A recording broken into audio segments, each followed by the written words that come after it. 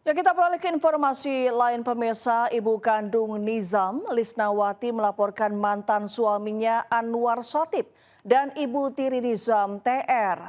Lisnawati bahkan mengungkap kerap mendapatkan KDRT saat mengandung Nizam oleh mantan suaminya.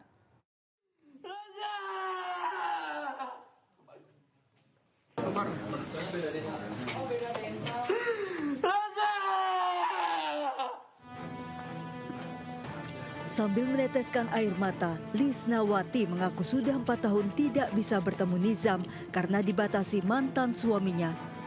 Hingga ia baru bisa bertemu saat Nizam, anak kandungnya, sudah tak bernyawa. Didampingi tim kuasa hukumnya, Lisnawati, ibu kandung Nizam Syafei, melaporkan mantan suaminya Anwar Satibi atas dugaan penelantaran korban.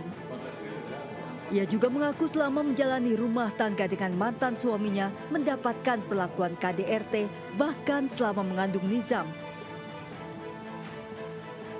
Sering dipukul, sering dijambak gitu.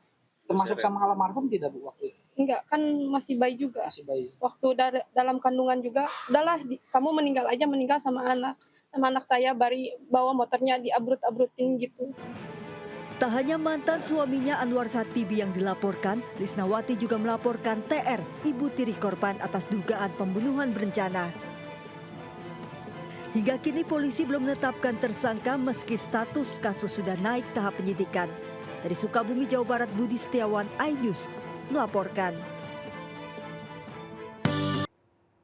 Pemirsa, proyek pekerjaan jaringan pipa di Penjaringan, Jakarta Utara memakan korban pengendara motor. Pengendara terjatuh saat berupaya melintas jalan sempit di pinggir galian di mana akses jalan tertutup karena lubang galian tersebut.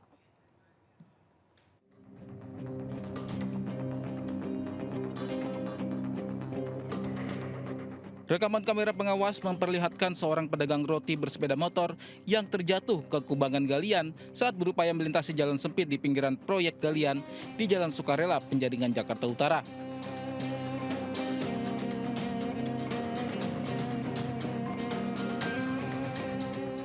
Di kejadian lainnya, Pak Sutri yang sedang berkendara motor juga terjatuh ke dalam kubangan 1 meter karena memaksa lewati pinggiran kubangan.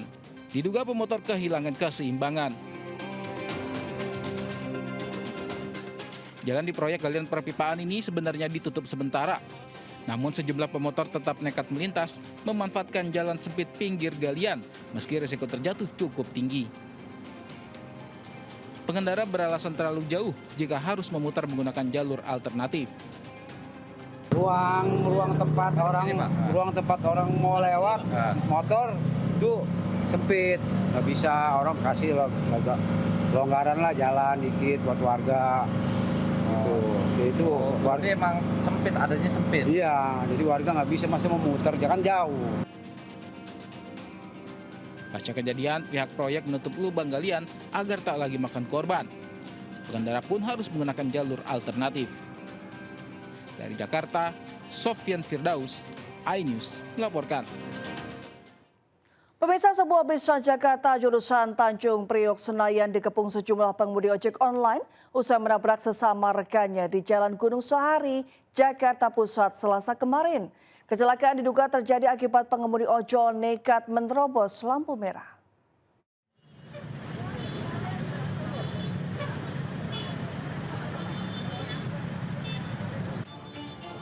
Sejumlah pengemudi ojol dan pengendara roda 2 langsung menghalangi jalan sebuah bus Transjakarta yang mengalami kecelakaan di Jalan Gunung Sahari, Sawah Besar, Jakarta Pusat Selasa pagi. Bus jurusan Tanjung Priok Senayan yang melaju di koridor 10H itu diblokade hingga para penumpangnya terpaksa turun lantaran menabrak seorang pengemudi ojek online. Kecelakaan terjadi di perempatan Jalan Gunung Sahari Raya saat bus yang melaju setelah lampu berwarna hijau tiba-tiba menabrak pengemudi ojek online yang akan menyeberang dengan kecepatan tinggi ke arah Mangga Besar. Akibatnya tubuh korban terpental dan sepeda motornya terjepit di kolong bus. Saya selepas dari halte Jembatan Merah, itu posisi lampu masih baru hijau, dan posisi saya memang mau lurus itu posisi lampu masih hijau. Saya lihat itu motor ada yang masih udah menepi dan ada yang salah satu itu menyeberang, saya nggak bisa ngerem. Posisi mereka lampu merah. Usai dievakuasi, korban yang terluka parah langsung dibawa ke rumah sakit terdekat. Sementara proses evakuasi motor korban sempat terkendala karena terjepit di kolong bus. Kasus kecelakaan ini ditangani unit Laka Lantas Polres Metro Jakarta Pusat. Dari Jakarta, Rani Sanjaya, iNews melaporkan. Kedapatan mencuri barang-barang berharga saat rumah kosong ditinggal sholat subuh, seorang pemuda di Jember ditangkap warga. Pelaku kemudian diikat tangan dan kakinya oleh warga dan dibawa ke kantor polisi.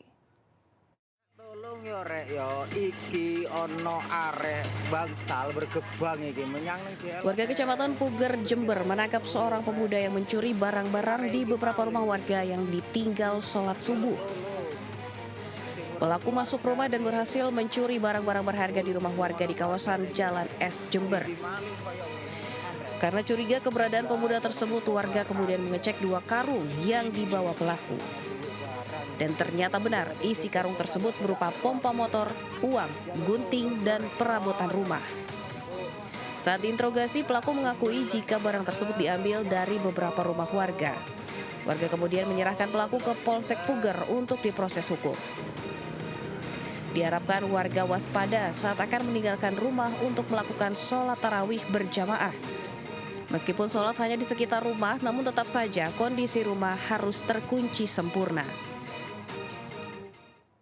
Seorang pria terpergok mencuri uang di kotak amal sebuah masjid di Semarang, Jawa Tengah. Pihak keamanan masjid dan warga yang geram menangkap pelaku sebelum dijemput pihak kepolisian.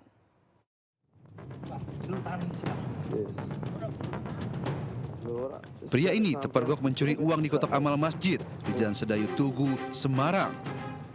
Petugas keamanan masjid dan warga menyergap pria ini yang aksinya terekam CCTV. Meski sempat mengelak, namun pelaku tak berkutik saat disergap.